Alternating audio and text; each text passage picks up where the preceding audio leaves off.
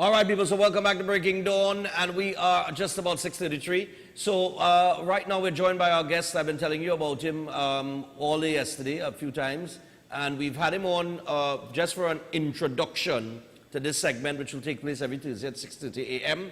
And his name is Mr. Ramkumar Narayan Singh. He's an industrial relations specialist, and it's very interesting that we start this segment at a time when this was always in the planning, for a while now, and it just happened. It's just coincidence that it happens when the 2% increase is being questioned, and there's so many things going on in terms of industrial relations. But today, what we're going to deal with is we're going to deal with the most important person in the workplace, because as Mr.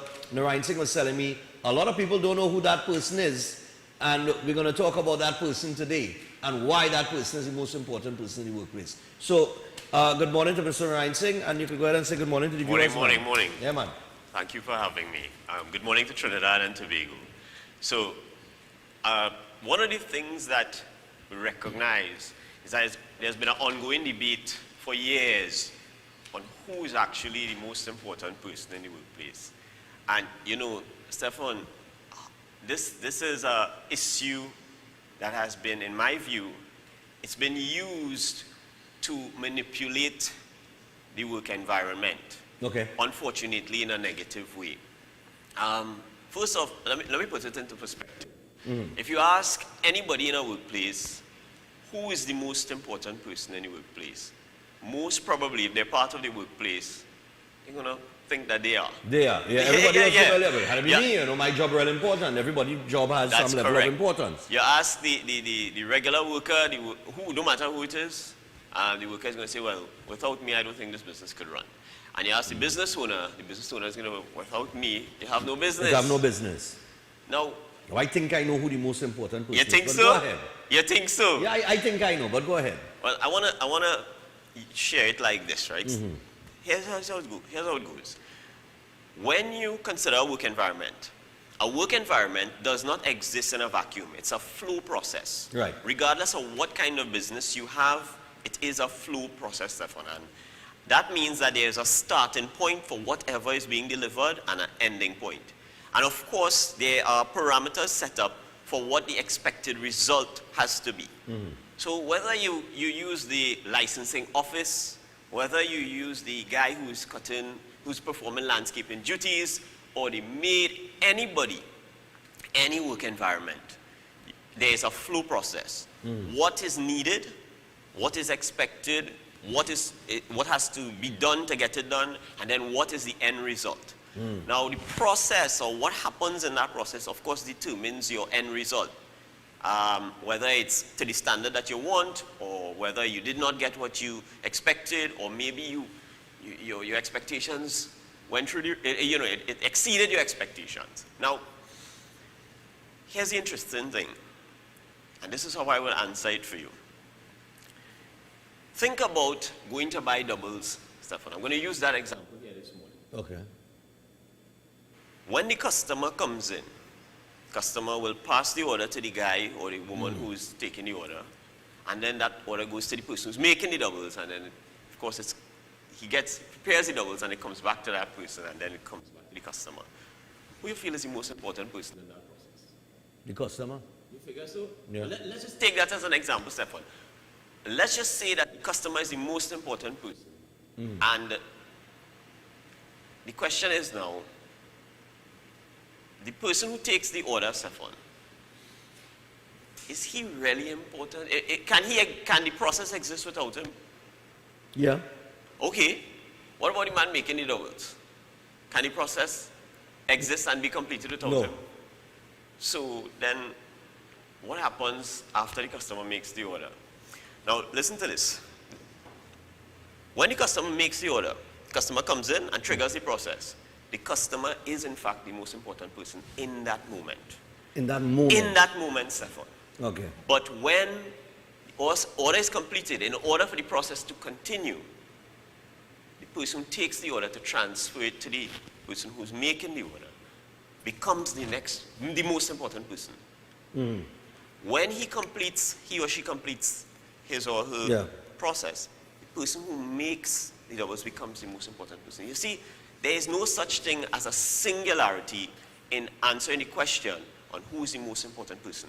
Rather, what you have is the emphasis, or that spotlight of importance shifts. Okay. Now, think about it. In any work environment, as the process develops, the emphasis of being important or being relevant to the end goal of the organization or whatever workplace that you're in, it shifts. Now, what has happened over the years is that you have employer representatives who will say to their workers, nothing happens without you. That's not a lie, that's in fact true. Okay. But the concept of you being most important has been sold in a way to manipulate the thinking. And it also happens with business owners, right? It manipulates the thinking into a place where parties now feel segregated. What we must understand is one doesn't exist without the other. We all here in the studio here today, everybody has a role to play. And here's how it affects productivity now, Stefan. Answering that question, understanding that the spotlight of importance moves in the process, and there is no such thing as most important as a singularity, as a single entity existing in the organization. What you understand now is that as that process flows and the spotlight of importance or focus moves through, persons, when they have the opportunity now to be in that spotlight, what they're supposed to do is shine. Yeah. You know, the customer comes in, if you come in there carrying on and you're not very audible or they're not able to understand what you're saying, they can't take the order. Yeah. And if when you take the order, you're disrespectful to the customer, you're rude, or you're not very accommodating, the customer will probably go away. Lose business, yeah. Right. Now, in the end, here's the truth.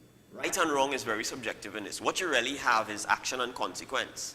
Right. If you perform your role when that spotlight is on you, how it's supposed to be performed, you're going to get a result that will support the process as it continues. What you see a lot in the workplace is people having to take up the slack for other people, whatever their shortcomings are. So I'll give you an example. Somebody who's coming to work late. That happens a lot in Trinidad, unfortunately. Yeah. And that's a topic we're going to talk about in another episode for sure. Yeah. I remember back in the day, you're going to reach late, you call, find out who in work, they clock your card for you, you know, that kind of thing. Go back inside now. Go back inside now. Go ahead. Just go back. Like that's still happening. All right. Yeah. So, but what you have is, no matter what happens, Stefan, when somebody is late, somebody else is taking up the slack. Now, what's interesting is when they take up the slack, as far as that worker is concerned, that worker is now doing more than they're supposed to do, or they're working harder. And they're right. The truth is, most of the time, it's not because of the business owner, it's because of their own colleagues. Now, remember, situation and circumstances, social situations in Trinidad and Tobago, it's based on the individual and whatever you're managing. So it's very important that you treat with each issue or each employee based on their unique circumstances. Okay. Now that's where it becomes, you know, a challenge. But let's staying in line with what we were talking about this morning. When that shortcoming presents itself, no matter how hard another part of that process works, because the process has been affected by, you know, somebody not shining when the spotlight is on them, that spotlight of importance, you find that the end result is always a little less than what it's supposed to be. Yeah. Now, you could work, let's say you and I are here today, and you know, we're trying to work as a team, and you might, let's say you're taking up a slack for me. I'm doing a part of the job, and you're doing a part. The truth is, because your efforts are based on the parameters of your capacity, work is based on the capacity of the person. Work should be assigned based on that person's ability to reasonably complete that. And that's how workplaces are generally structured, Stefan. Right. Based on a job description and a job title, job title, who you are, job description, what you do, and a standard operating procedure, how you do it. People mix it up all the time. They take job descriptions and they use it as job titles, and standard operating procedures being used as job descriptions. And that again is also something we will ventilate in the coming weeks. In the coming weeks. Yeah. So the point though is that no matter how hard you work, the truth is you can't do two persons' job. That's the truth. No, You're going to try, you know, but the end result will not be equivalent to two human beings applying their effort. Okay. It's gonna be, and there's always a loss somewhere, whether it's a social loss, a physical loss, a impact on your health. All these things come into play. But in the end result is never what you want to be. So in the concept of discussing productivity, the goal really is to, of course, first we must understand when and where our opportunity comes as employees in a workplace to shine. Right. And it's the responsibility of a business owner to make sure that those employees understand how their role impacts on the end result. You see, a lot of companies, unfortunately, and this is affected a lot by middle management, they are really afraid to let employees know how much they depend on them. I'm telling you, some businesses are like that.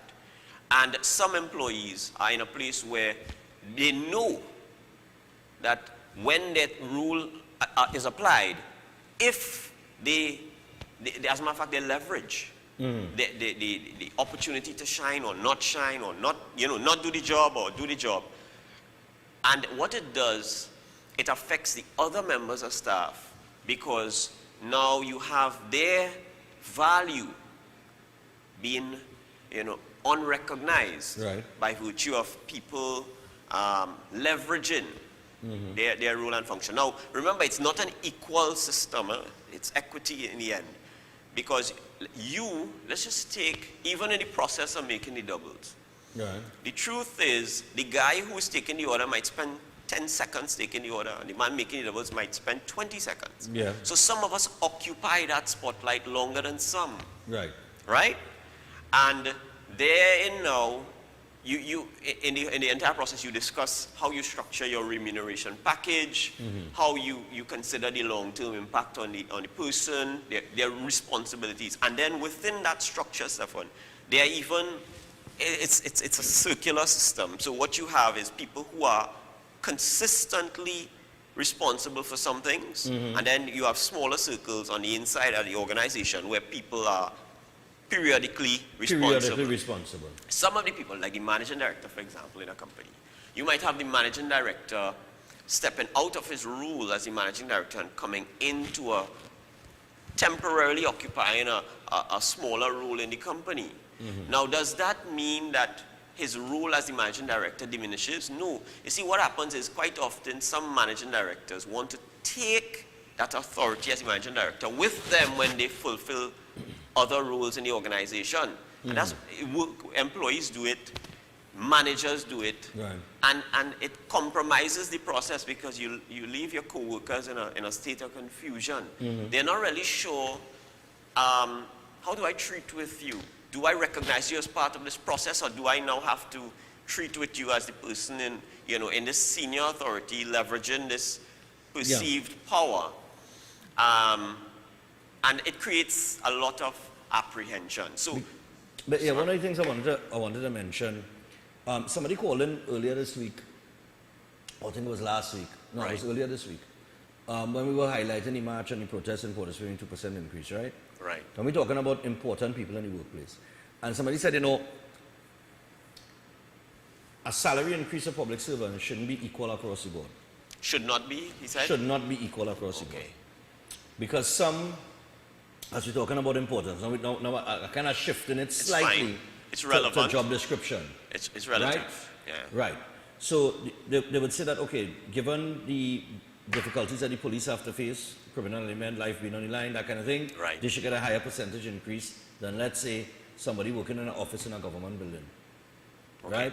So when we're talking about negotiating salary increases, it should not be the same across the board. So the thing is, in the workplace now, you have people who outperform other people. You have people who underperform, Right. right? And that person that is performing and going beyond the call of duty now, right? Because there are people who would go beyond the call of duty in a company. Right. It have some people who will do the work for others, like you said. Yeah. Because somebody dropped the ball and somebody had to pick up the slack in order to keep the process going. Right. So that person there, okay, to me, is playing a more significant role than the other. The significance Because of the rules, the right? significance of the role, because they are now taking up another responsibility. And like you said, that one person cannot holistically Yeah. do the job of two people. Two people will always be more effective at doing in that Yeah, process than one it's- person. But at that moment, does that person not become the most important person in the workplace? The person that go in the extra yard?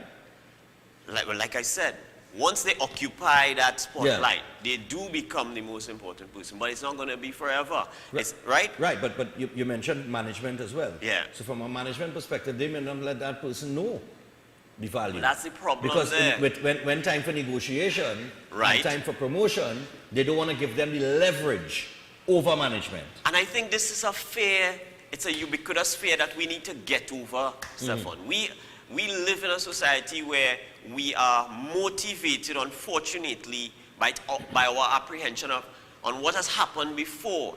Now, it's very hard to break this, it's very hard. People are always measuring. And of course, the measurement of it is, Yeah. there's a place for it, but you cannot be purely motivated by your fears. Your fears are there to, guide you, but not become the singular reason why you make a decision. Now, Right. let's just, and to take that, that context is very important. If you were to now allocate salaries based on who occupies the spotlight of being most relevant to the process for the longest, that would be quite interesting, because then what you really see is the people who really earn minimum wage might get the highest salary. The highest in the salary. country. Because this is the next thing I was Right. coming to. Because remember I said, I think I know who's the most important person in the workplace. Okay. I used to work AS Brighton at the time. All right. And I was a warehouse worker, casual laborer, and to me, and like you said at the start, everybody working at a certain position will say, hey, we have the most important role. Right. But in the context of a company with a warehouse that has to take orders for deliveries, and those deliveries have to get out to the clients. Right. If the warehouse workers decide, we ain't working today, we want to shut down the whole thing. So, What happens then? Let me put this. Let me explain this now.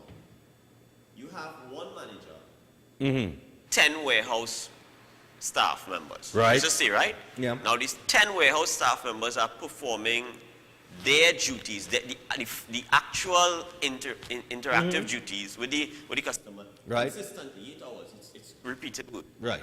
But remember something, the overarching responsibility is not, if you take those 10% salary and you add it up, right? That becomes the cost now for delivering that service to the customer, Right. right? And when you consider now that the manager, whoever has the sole overarching responsibility for making sure the entire process, he's not managing one person, he's managing 10 persons, he's managing 10 processes going Yeah. on, right? But each one of those, that warehouse worker, they're going to occupy the spotlight maybe together simultaneously with the other.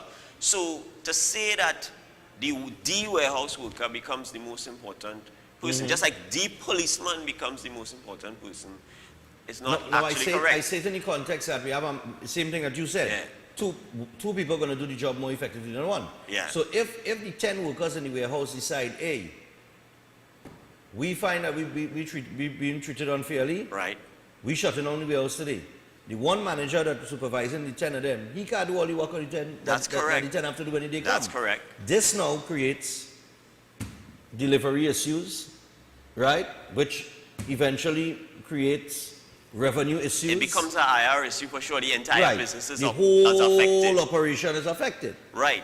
Now, this brings in the point of persons being who feel that they're irreplaceable, right? That I cannot be replaced, because that's what most people would think. That's what a lot of people think. Well, you know, if I say I'm not doing this, who do I go find to do it? Because nobody can do my work better than me.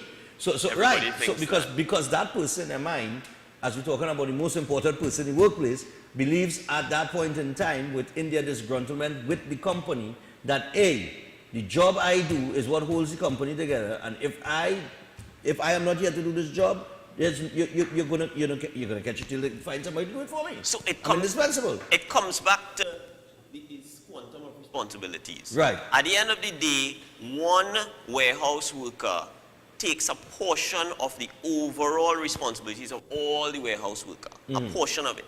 But the person who manages a system like that or supervises a system like that assumes it's one person for that entire, so salaries are scaled based on that, right? When you run a business, remember, at the end of the day, there's an operating cost attached to each area of function. Right. Right? And it's not, okay, well, if you were to calculate the value of what one warehouse worker brings in for you as a business, right?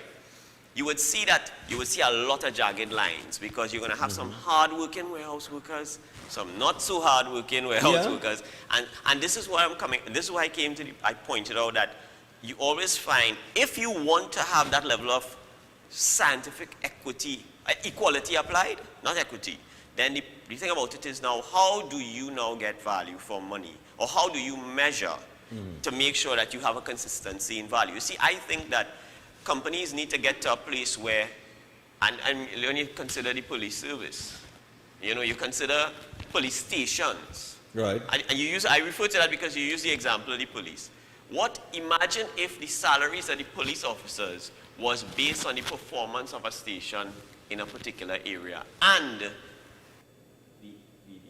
security protocols that is proven to have been enforced by virtue of the crime rate in a particular area. Okay. Just imagine it for a minute. So we say, I just use an area, we're in Woodbrook, right? Woodbrook officers' salary is based on how the enforcement of crime and how crime is solved in the Woodbrook area. Just imagine that. What would happen?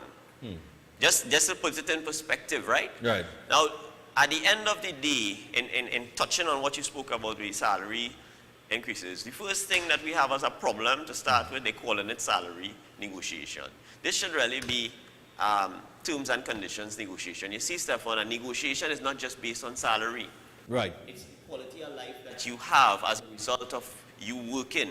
And when you can work for all the money in the world, if you don't have time to enjoy your life, how much police officers you know work all their life? They work hours and hours and hours. What quality of life the policeman really has? Just a perspective, right? Right. Same thing with nurses, same thing with doctors. When you measure, people don't really talk about it. It's like a taboo thing in this country. Okay. But the truth is, it's not only about money. And like I said in the last, when we had the pilot episode, our problem that we have in this country is that the creativity for negotiating is poor. It's real poor, Stefan. They're always negotiating based on $1. And here's the crazy thing. Why is it that negotiations is outstanding for 9 years? Yeah? Right. Ask yourself that question, Stefan.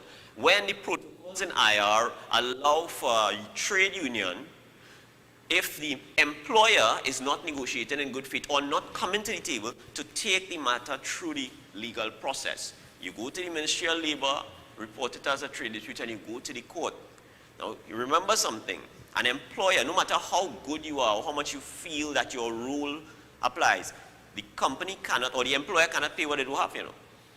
Right. And the problem is, in a business, negotiation is most effective when things are prospering. Yeah. So what happened in the last 9 years, Stefan? That's the question the population needs to ask itself. You have people marching now, but those people, why were they not on the street when 5 years ago, 5 years 6 ago? years ago, Why? 7 years ago, yeah. Why is it that we are dependent on moral suasion and pure brute force to complete a process because it's the government. That's why, because it's the government, you can't go to the courts or you can't ventilate the process in accordance with what is established. Why? But you see, I don't want to, like I said, staying in line. That's a whole different story. That's correct. A whole different conversation. Yeah. I want us, as far as I'm concerned, the private sector industry in Trinidad and Tobago has to be given the right information and the right support for us to take this country from where it is. The private sector. The private sector. The public sector will always have relevance, will always be important. But at the end of the day, when you have a country, Stefan, where 70% of its workforce, on average, I'm using my statistics, the average statistics, is employed by the state. Yeah, I mean, look at Tobago. We have a problem. Tobago, the majority of Tobago employed by the We have a problem. So, yeah. And it's a circle because when now the government get money, the government coming back to the same person, the taxpayer. So really and truly, the salary increase that is being sought, eventually we will, if it comes to fruition that they do get what they want, we pay in that price. But even at this point, I mean, the 2%, let's just look at the 2%, right? And equate it into dollars. Like, what, $200, a couple $100? You have property tax coming at the end of the year, which is eventually going to cost you around... Well, fuel going and probably go up. And property tax coming. But just outside of the food prices and the gas price and everything, just think about the property tax in the context of a 2% increase. You get a 2% increase with a couple $100, property tax, when it's implemented, is going to be a few $100. So they're going to give it 2% in one hand and take it away in the next hand. So you're back to square one. So then, well, anyhow, this is a different conversation. Yeah, we let me not go into this because we only have 2 minutes. All right. So let's not go into that because we're almost out of time because that's a whole, let me not go to that. It is. In terms of the audience and things to come, what would you tell them to look forward to in the coming weeks? So what we want to discuss in the coming weeks, we want to talk about some of the laws that we have in this country as it relates to employment relations in the workplace. We want to put some emphasis on it so that people can be more aware. This is especially, Stefan, for the small businesses in this country. Guys, unfortunately, because of the limitation of your resources, quite often you do not pay enough attention to the structure for your industrial relations and human resource management. And what eventually happens in the end when you think your business is settling or it's growing, you end up with liabilities, or you didn't set the right foundation, the right structure, the right mindset and culture that allows for your staff and its development to support the growth that you're seeking for your business from an economic standpoint. And that is the focus of this program. Of course, Stefan, people can reach me. I can tell you my number. Yeah, you go ahead and give out contact information. 8957. Say it again? That's 471-8957. It's ideally WhatsApp me. If you have a question, you have a query, I do have a separate company that provides that service as well. But ultimately, this program is to provide you with some basic information on some of the do's and the don'ts and how you can approach it. And today's segment, ideally, the concept start by ensuring that your staff members understand the importance of their role and how it connects with your business goal. If they do that and they connect with it, you will find that the motivation will come from within. They will be motivated to do their part, and they may very well as well be motivated to remind their co-workers of how important it is for them to pass the proverbial baton in the workplace. Nice one. Yeah. Well said. So this is Mr. Ramkumar Narayan Singh, Industrial Relations Specialist. We know that I get countless messages about industrial relations matters. So as fast as you send those, well, oh God, let me go and open my mouth here and end up with a firestorm or avalanche or thing. But as you know, anytime you have an issue and you message it to me now, I could always forward it, and it's something that we could either address privately via WhatsApp response from Mr. Narayan Singh, or if it's a matter that needs discussing on this program and ventilating, we could discuss it during this segment. From next week, we will take some phone calls in Yes, this segment we from the public. But just one question before you go. In the event of a nationwide blackout where a tree falls and causes it, who's the most important person in the workplace? Well, the man who's selling the generator, Hey, people stay with us. When we return, DSS, that's right. We always have a caller, a few calls that wonder about DSS. Well, DSS has been charged for money laundering. I don't know who's the most important person in that workplace, but we'll be back after this to discuss that. Stay tuned.